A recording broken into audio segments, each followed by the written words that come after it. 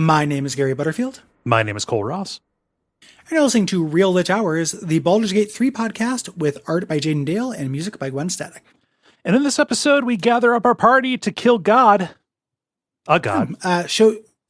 One of the gods' avatars here.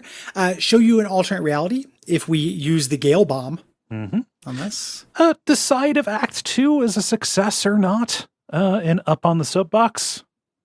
And finally, read your Act 2 thoughts in the forum. Yeah, extended forum section this time. Yeah, big finale here. And an episode that there's a lot of important shit that happens. A lot to talk about. So a little low on segments because this is the main event. It is. We're wrapping up Act 2. Will Act 3 be weirder? Or as weird? Or less weird? We'll find out. In some ways. Yeah. It's just all three acts are very different in this game. So you come down, you use your little shower, your illithid shower that full rust you. And then you get on a magic elevator. And we get this very important cutscene. Yeah. Here. We roll up on our bad guys. Yes, of course, Ketheric Thorm is here. But we get our first real exposure to Gortash, to Enver Gortash, and to Orin. And Duke Ravengard is here, from Baldur's Gate, ruler there. Being used as furniture. Yeah. Orin sitting on him like a dom. Yeah. Something in a yassified Orin. Girl boss Orin. Yeah.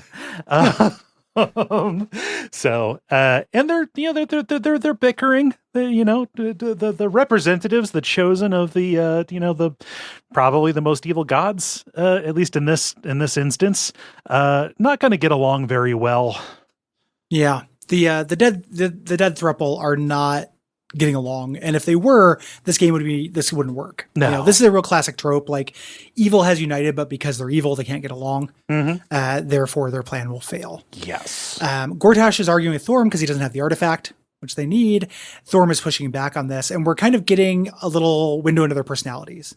Yeah. Thorm is a general. He's devout. He's a true believer in this. Gortash is practical and political and sarcastic. Yeah. During this. And then Orin is, I have her described in the notes as Lady Joker. I find Orin difficult in this game. I don't like this character very much. Yeah.